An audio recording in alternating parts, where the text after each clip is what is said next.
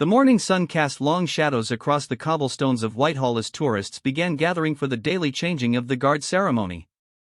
Among them stood Harold Whitman, a 78-year-old man with silver hair and deep lines etched into his weathered face. He wore a simple brown jacket, slightly worn at the edges, and leaned heavily on a wooden walking stick that had been his companion for the past 5 years. Harold had made this journey from his small flat in East London every year on this date for the past decade. Today marked the anniversary of his discharge from the British Army, 53 years ago. He had served 2 tours in Northern Ireland during the Troubles, experiences that had shaped him into the quiet, respectful man he was today. The ceremony meant more to him than most people could understand. It was his way of honoring not just his own service, but the memory of friends who never made it home. As Harold positioned himself near the black iron railings of Buckingham Palace, he noticed the crowd growing thicker around him. Families with excited children pointed cameras at the ornate gates, while tour guides explained the history and significance of the ceremony to groups of international visitors. The atmosphere was filled with anticipation and respect, exactly as Harold remembered from his previous visits. Standing just behind Harold was Marcus Thompson, a 34-year-old construction worker from Manchester who had come to London with his girlfriend Sarah for what was supposed to be a romantic weekend getaway. Marcus was a large man, standing 6 feet 3 inches tall with broad shoulders and calloused hands that spoke of years of manual labor. His face was flushed red from the 3 pints he had consumed at a nearby pub before arriving, despite it being only 11 in the morning. Marcus had grown increasingly irritated during the 20-minute walk from the pub to the palace. The crowds annoyed him, the tourists with their cameras frustrated him, and the general atmosphere of reverence and tradition struck him as outdated nonsense. He had only agreed to come because Sarah had insisted, and now she was off somewhere in the crowd, probably taking photos of everything in sight. "This is ridiculous," Marcus muttered to himself, checking his phone for what felt like the 100th time in the past hour. He had hoped to be back at the hotel by now, maybe catch a football match on television or find another pub with fewer tourists and more locals who might appreciate his company. The first signs of tension began when Marcus noticed Harold's walking stick. In Marcus's current state of mind, influenced by alcohol and general frustration, the elderly man's slow movements and careful positioning seemed like an unnecessary obstacle. When Harold shifted slightly to get a better view of the approaching guardsman, Marcus bumped into the walking stick. "Watch where you're putting that thing, old man," Marcus said, his voice carrying an edge that made several nearby tourists glance in their direction with concern. Harold turned around slowly, his pale blue eyes meeting Marcus's bloodshot ones. "I beg your pardon, sir." "I didn't realize I was in your way," Harold replied politely, his voice carrying the measured tone of someone who had learned long ago that courtesy often diffused tension better than confrontation. But Marcus was not in a mood to be diffused. The alcohol, combined with his general dissatisfaction with how the day was unfolding, made him see Harold's polite response as condescending. "Yeah, well, maybe you should be more aware of what's going on around you. Some of us have places to be." Sarah appeared at Marcus's side just as his voice began to rise. She was a petite woman with brown hair tied back in a ponytail, wearing a blue sundress that she had specifically chosen for their tourist photos. Her face immediately showed concern as she recognized the dangerous tone in her boyfriend's voice. "Marcus, what's going on?" she asked quietly, placing a gentle hand on his arm. She had been dating Marcus for 8 months and had learned to recognize the warning signs when his temper began to flare. "This old guy thinks he owns the whole sidewalk," Marcus replied, gesturing dismissively toward Harold. "Standing there with his stick, taking up space, moving around like he's the most important person here." Harold had turned back toward the palace, hoping that ignoring the confrontation would allow it to pass. He had encountered aggressive people before, both during his military service and in the decades since, and he knew that engagement often escalated situations that might otherwise resolve themselves naturally. But Marcus interpreted Harold's decision to turn away as disrespect, another sign that the older man thought himself superior. The alcohol in his system amplified these feelings, transforming what might have been mild annoyance into genuine anger. "Don't turn your back on me when I'm talking to you," Marcus said, his voice now loud enough to draw attention from a wider circle of onlookers. Several families with children began moving away from the area, sensing that the situation might turn unpleasant. Harold sighed quietly and turned back around. His years of military training had taught him to assess threats quickly, and he could see that the younger man was intoxicated and looking for a fight. Harold's first instinct was to try to de-escalate the situation through calm conversation. "I apologize if I've done something to offend you, sir," Harold said, keeping his voice steady and non-confrontational. "I'm simply here to watch the ceremony, the same as everyone else." "The same as everyone else?" Marcus laughed harshly. "You're not the same as everyone else, old man. You're standing there acting like you deserve special treatment, like we should all move out of your way because you've got a walking stick and you're old." The irony of Marcus's words was lost on him entirely. Harold had never asked for special treatment or consideration from anyone. He had simply taken his position near the railings early, as many dedicated spectators did, and had been careful not to interfere with other people's enjoyment of the event. Sarah tugged on Marcus's sleeve more insistently. "Marcus, please. Let's just go find somewhere else to stand. The ceremony hasn't even started yet." But Marcus shrugged off her hand, his attention now fully focused on Harold. The older man's calm demeanor and polite responses were only making Marcus angrier, feeding into his perception that Harold was looking down on him. "You know what your problem is?" Marcus continued, stepping closer to Harold despite Sarah's attempts to pull him back. "You think because you're old, everyone should respect you automatically. You think you can just stand wherever you want and do whatever you want, and the rest of us should work around you." Harold remained silent, but his grip tightened slightly on his walking stick. His military training was beginning to assert itself, not in an aggressive way, but in the heightened awareness that came when a situation might turn dangerous. He noted Marcus's size and approximate weight, assessed the man's balance and coordination, and began calculating potential responses if the confrontation turned physical. The crowd around them was beginning to thin as people moved away from the unfolding drama. A few onlookers had their phones out, though whether they were preparing to record video or call for help was unclear. The atmosphere of cheerful anticipation that had characterized the gathering was being replaced by tension and unease. "I served in the army for 12 years, Harold said quietly, hoping that revealing his military background might earn him some respect from Marcus, or at least give the younger man pause. "I came here today to honor that service and to watch a ceremony that means something to me personally."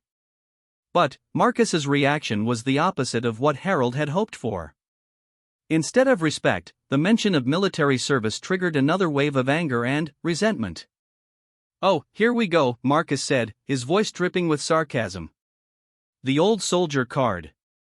You think that gives you the right to push people around? You think your military service makes you better than everyone else?" Harold was genuinely confused by this response.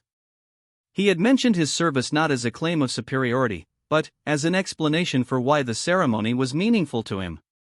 He had hoped it might help Marcus understand his presence and perhaps reduce the hostility. "I don't think I'm better than anyone," Harold replied. "I simply wanted to explain why this event is important to me." "Important to you?" Marcus laughed again, the sound harsh and mocking. "What's important is that you're standing here taking up space, acting like you own the place, and then trying to make me feel bad by talking about your military service." The situation was escalating despite Harold's best efforts to remain calm and respectful. He began to consider his options. He could simply leave, walking away from the confrontation and missing the ceremony he had looked forward to all year. He could stand his ground and hope that Marcus would eventually lose interest and move on. Or he could try once more to engage the younger man in reasonable conversation.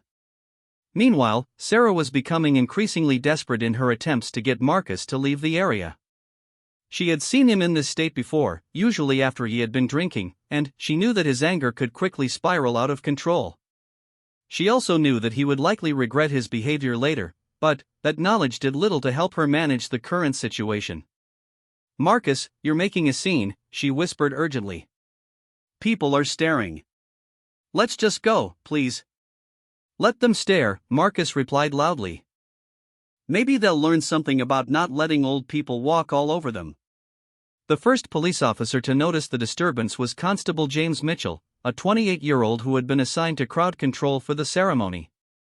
He was positioned about 50 meters away, near the Victoria Memorial, when he saw the cluster of people moving away from one particular area and heard raised voices. Constable Mitchell began making his way through the crowd, but the sheer number of tourists and the packed nature of the area made progress slow. He could see that there was some kind of confrontation involving two men, one significantly older than the other, but from his distance he couldn't determine the exact nature of the problem. Harold noticed the police officer approaching and felt a mixture of relief and embarrassment. He had hoped to handle the situation without involving authorities, but it was becoming clear that Marcus was not going to back down voluntarily. "Sir," Harold said to Marcus, "there's a police officer heading this way. Perhaps we could resolve this before he arrives?" Marcus turned to look in the direction Harold indicated, and his anger flared even higher when he saw Constable Mitchell approaching. In his current state, Marcus interpreted Harold's mention of the police as a threat, another sign of the older man's arrogance and sense of entitlement. "So now you're calling the cops on me?" Marcus demanded. "You start a problem and then try to get me in trouble with the police?" "I didn't call anyone," Harold replied truthfully. The officer noticed the commotion on his own. But Marcus was beyond listening to reason. The combination of alcohol, frustration, and what he perceived as Harold's condescending attitude had pushed him past the point where rational conversation was possible. He took another step closer to Harold, close enough that the older man could smell the beer on his breath. "You think you're so smart, don't you, old man?" Marcus said, his voice now low and menacing. "You think you can push people around and then hide behind the police when they push back?" Harold's military training was now fully engaged. He could see that Marcus was preparing for violence, and he began calculating his best defensive options. His walking stick could be used as a weapon if necessary, though he hoped it wouldn't come to that. His age and physical condition put him at a significant disadvantage in any physical confrontation, but his training had taught him that technique and preparation could sometimes overcome raw strength and size. The crowd around them had now formed a wide circle, with most people maintaining a safe distance while trying to see what was happening. Some tourists were recording video with their phones, while others were looking around nervously for security personnel or police officers. Sarah made one final attempt to intervene. "Marcus, please," she said, grabbing his arm with both hands. "This isn't you. You're better than this. Let's just walk away." For a moment, it seemed like her words might reach him. Marcus paused and looked at her, and Harold allowed himself to hope that the situation might still be resolved peacefully. But then, Marcus shrugged Sarah off more roughly than before, causing her to stumble backward. "Stay out of this, Sarah," he said. "This old fool needs to learn some respect." That was the moment when Harold realized that violence was now inevitable. Marcus had crossed the line from verbal aggression to physical action by pushing Sarah, and Harold's instincts told him that the next target would be him. The ceremony that Harold had come to honor was about to be overshadowed by a confrontation that would test everything he had learned about courage, dignity, and honor during his years of military service. The morning sun continued to shine down on the gathering crowd, but the atmosphere had shifted from celebration to tension, from anticipation to apprehension. As Constable Mitchell drew closer, still pushing through the crowd, Harold straightened his shoulders and prepared himself for whatever was about to come. He had faced dangerous situations before, though none quite like this one, and he drew on his decades of experience to remain calm and alert. The stage was set for a confrontation that would soon involve not just Harold and Marcus, but the very symbols of British military tradition that surrounded them. The Royal Guards, with their distinctive red uniforms and black bearskin hats, were approaching for the ceremony, unaware that they were about to witness a very different kind of drama than the pageantry they were trained to perform. Harold tightened his grip on his walking stick and waited, his blue eyes steady and calm despite the storm that was about to break around him. Whatever happened next, he was determined to maintain the dignity and honor that had guided him throughout his military service and his civilian life. The confrontation was about to reach its climax, and the consequences would ripple far beyond this small corner of London, touching the lives of everyone who witnessed what was about to unfold. The tension in the air was now thick enough that even tourists who didn't speak English could sense something was wrong. Marcus stood inches away from Harold, his fists clenched at his sides, while Sarah backed away with tears beginning to form in her eyes. She had never seen Marcus this aggressive with a stranger, and the realization that she might not know her boyfriend as well as she thought was beginning to dawn on her. Constable Mitchell was still making his way through the crowd, but progress remained slow due to the sheer number of people gathered for the ceremony. He had radioed for backup, but, with the ceremony preparations underway, most available officers were already assigned to specific positions and couldn't immediately respond. Harold could see the conflict building in Marcus's body language. The younger man's shoulders were tensed, his breathing was shallow and rapid, and he kept shifting his weight from foot to foot like a boxer preparing to throw a punch. Harold had seen this behavior countless times during his military service, usually in young soldiers who were about to make very poor decisions in very dangerous situations. "Son," Harold said quietly, using the tone he had once employed to talk down agitated recruits, "I can see you're upset about something, but this isn't the way to handle it. Why don't you tell me what's really bothering you?" The unexpected kindness in Harold's voice caught Marcus off guard for a moment. He had expected the older man to either cower in fear or respond with matching aggression. Instead, Harold was treating him like a human being who deserved to be heard, rather than simply an obstacle to be avoided. For just a second, Marcus felt a flicker of uncertainty about his behavior. The rational part of his mind, not completely suppressed by alcohol, recognized that Harold had done nothing to deserve his hostility. The old man had been polite, respectful, and patient even in the face of verbal abuse. But that moment of clarity was quickly overwhelmed by Marcus's pride and the influence of the alcohol in his system. Accepting Harold's kindness would mean admitting that he had been wrong, that he had been behaving badly toward an innocent person. His ego couldn't handle that revelation, especially not in front of the growing crowd of onlookers. "Don't try to psychoanalyze me, old man," Marcus snapped. "You don't know anything about what's bothering me or what I've been through." Harold nodded thoughtfully. "You're right, I don't know your story. But I do know that whatever you're dealing with, taking it out on strangers isn't going to solve it. I've been where you are, feeling angry and frustrated with the world. It doesn't have to end badly." The problem was that Marcus wasn't just angry with the world in general, he was specifically angry with his life, his job, and his circumstances. He worked long hours in construction for wages that barely covered his expenses. His relationship with Sarah was the one bright spot in his life, but even that was beginning to feel strained under the pressure of his financial stress and his increasing tendency to drink too much. Coming to London had been Sarah's idea, and, while Marcus had agreed to it, he resented the expense and the feeling that he was pretending to be someone he wasn't. The tourists around him seemed wealthy and carefree, enjoying experiences that he could barely afford. Harold, with his calm dignity and obvious education, represented everything that Marcus felt he lacked. "You don't know where I've been," Marcus repeated, his voice growing louder again. "You probably had everything handed to you your whole life. Nice military pension, comfortable retirement, never had to worry about money or work with your hands." The assumptions behind Marcus's words revealed more about his own insecurities than about Harold's actual circumstances. In reality, Harold lived on a modest pension that barely covered his basic expenses. His small flat was in one of London's less desirable neighborhoods, and he had worked various jobs after his military service to make ends meet. The brown jacket he wore was nearly 10 years old, and his walking stick was a medical necessity, not a fashion accessory. But Harold understood that Marcus needed someone to blame for his frustrations, and correcting his assumptions would only escalate the confrontation. Instead, Harold tried a different approach.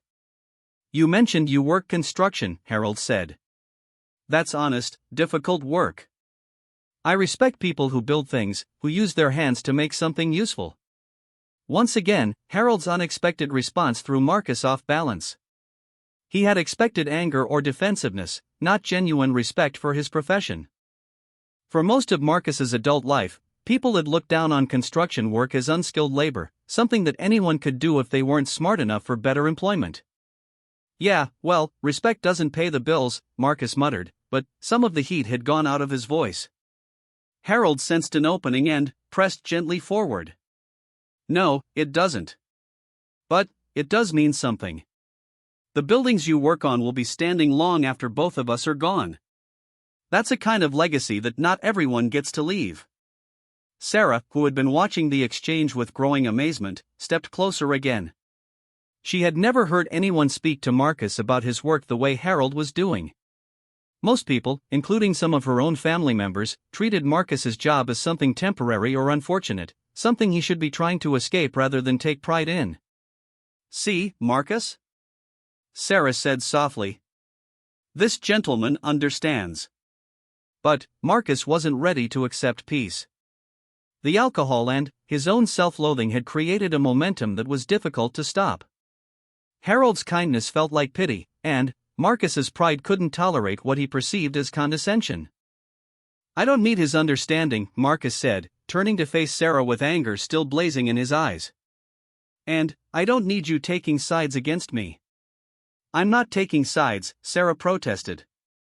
"I just think this gentleman is trying to be nice, and maybe we should what?"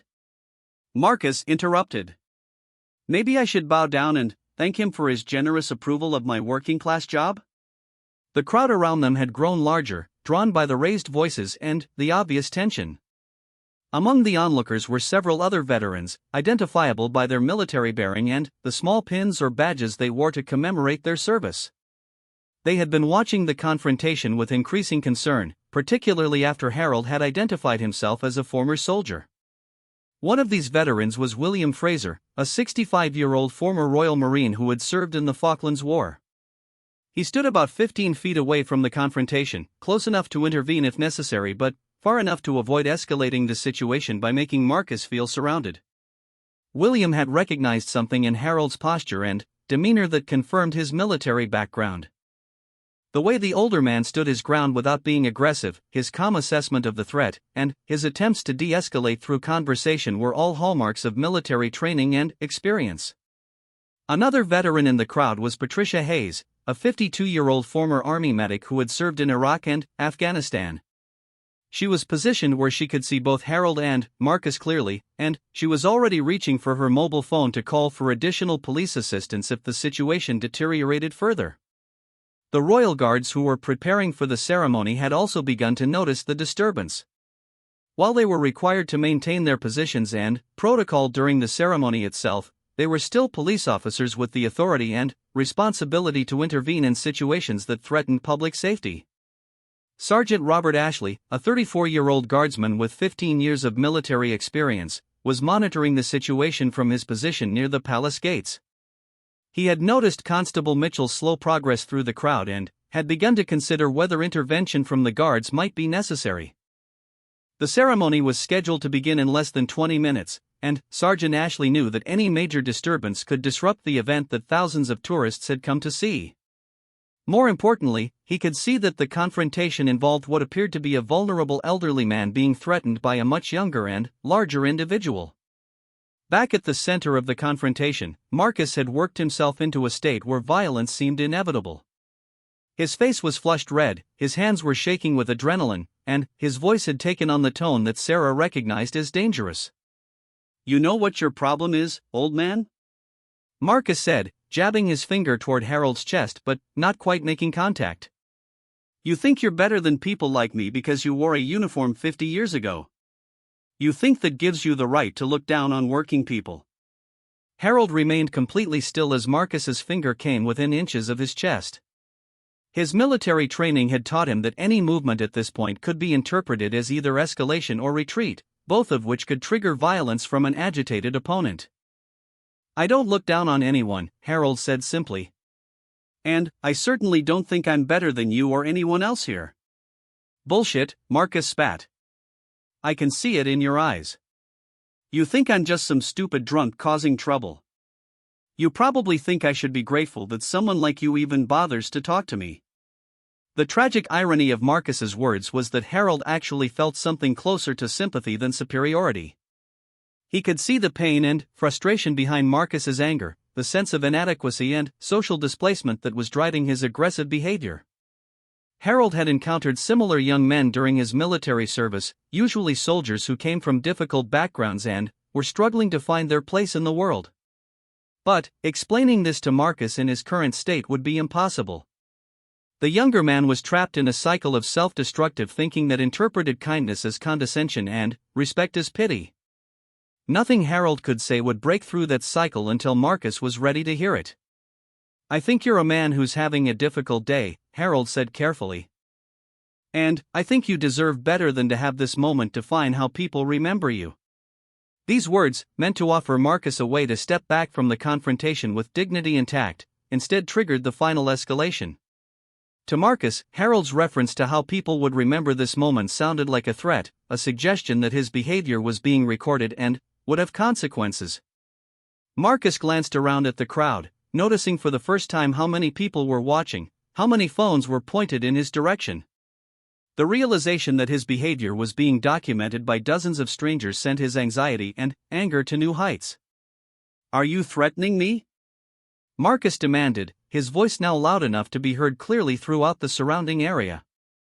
"Are you saying you're going to make sure people remember this? What are you going to do, put it on social media? Try to get me fired?" Harold was genuinely confused by this interpretation of his words. "I'm not threatening you at all. I'm simply suggesting that you still have time to change how this situation ends." But Marcus was beyond rational interpretation.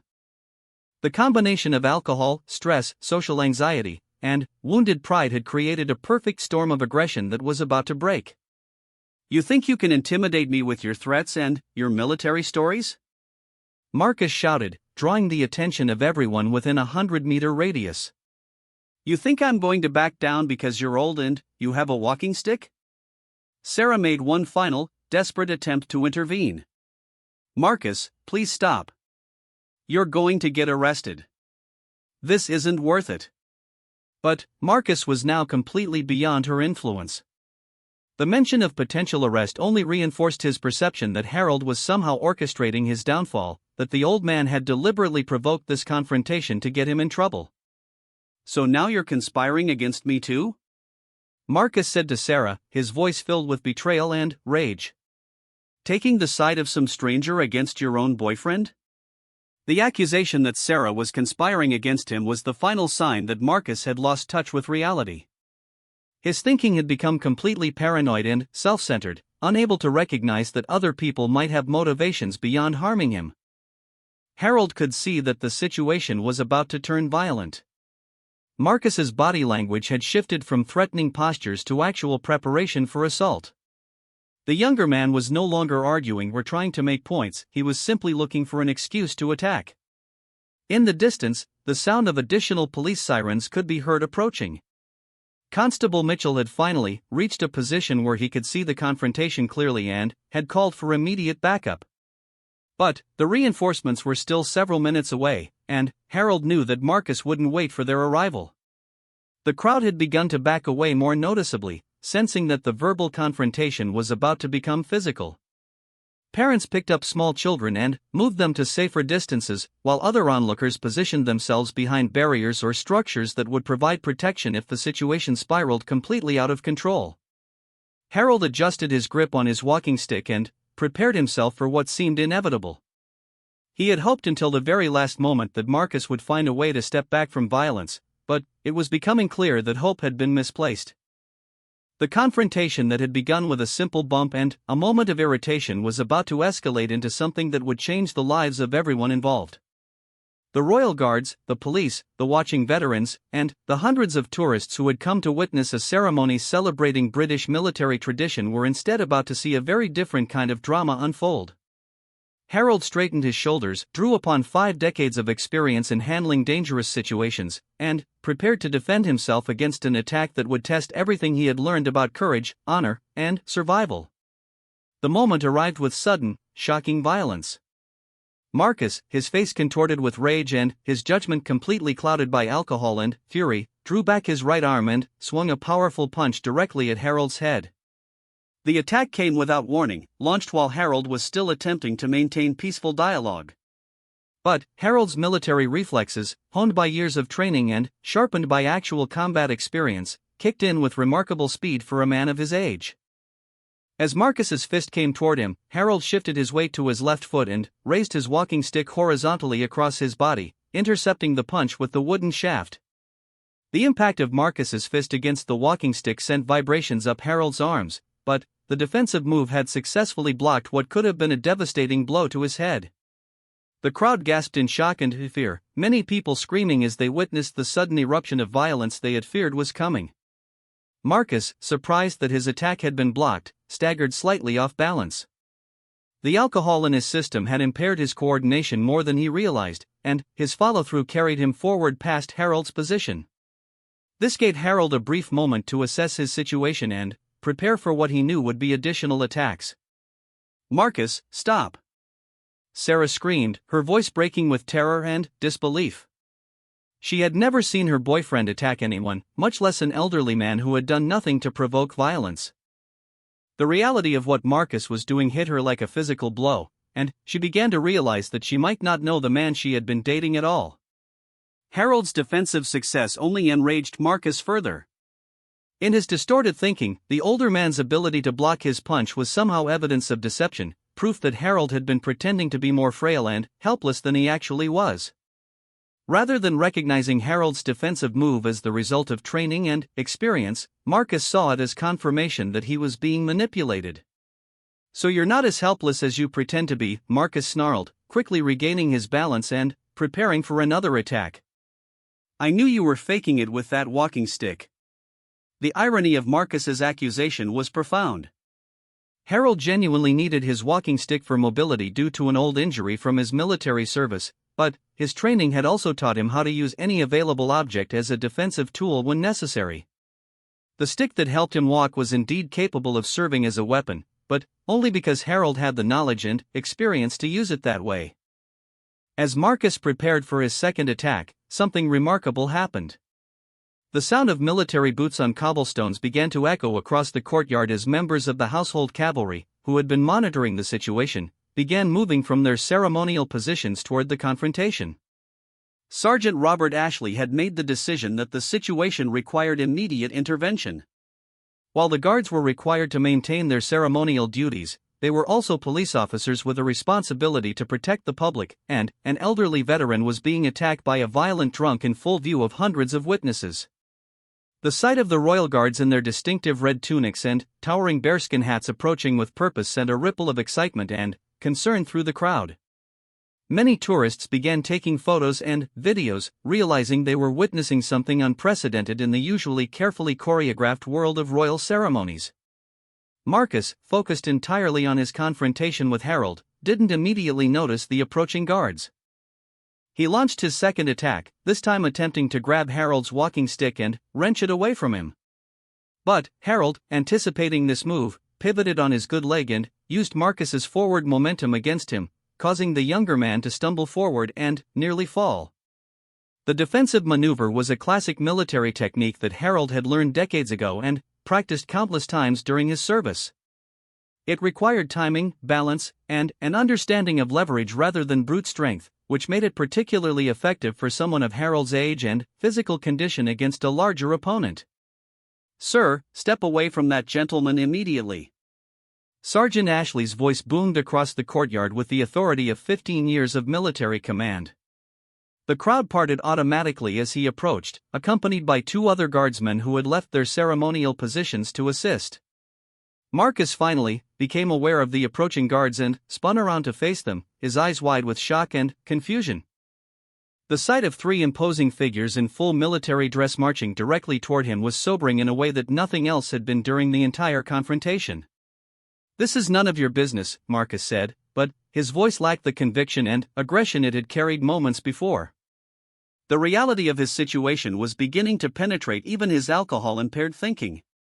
He was not just arguing with an old man anymore, he had attacked someone in front of the most famous military unit in Britain, and they were responding. "Assaulting members of the public is absolutely our business," Sergeant Ashley replied firmly. "You will step away from that gentleman and place your hands where I can see them." Harold, still maintaining his defensive posture with the walking stick, felt a wave of relief wash over him. While he had been prepared to continue defending himself, the arrival of professional military personnel meant that the situation was now under control. He knew from his own experience that the guards were trained to handle exactly this type of situation. "Thank you, Sergeant," Harold said, his voice steady despite the adrenaline coursing through his system. "I appreciate your assistance." Sergeant Ashley nodded to Harold while keeping his primary attention focused on Marcus. Years of training had taught him to recognize potential threats, and Marcus still represented a danger to everyone in the area until he was properly subdued. "Are you injured, sir?" Sergeant Ashley asked Harold, though his eyes never left Marcus. "No, I'm fine," Harold replied. "Shaken but unharmed." Marcus looked around desperately, suddenly, aware that he was surrounded by military personnel, police officers, and hundreds of witnesses, many of whom were recording the entire incident. The magnitude of his actions was beginning to sink in, and, with it came the first stirrings of genuine fear about the consequences he might face. "I didn't do anything wrong," Marcus said, but the protest sounded weak even to his own ears. "He provoked me." He was being disrespectful. "Sir, I observed you throw a punch at an elderly gentleman who was doing nothing more than standing in a public area," Sergeant Ashley said with cold authority. "That constitutes assault, regardless of your perceived grievances." The second guardsman, Lance Corporal David Murphy, had positioned himself to Marcus's left side, while the third, Guardsman Thomas Roberts, covered the right. Their formation was designed to prevent Marcus from fleeing while also protecting the surrounding crowd from any further violence. Sarah approached cautiously from behind the guards, tears streaming down her face. She had watched her boyfriend transform from someone she thought she knew into a violent stranger, and the shock was overwhelming. She needed to say something, to try to salvage what remained of the situation, but she didn't know what words could possibly help.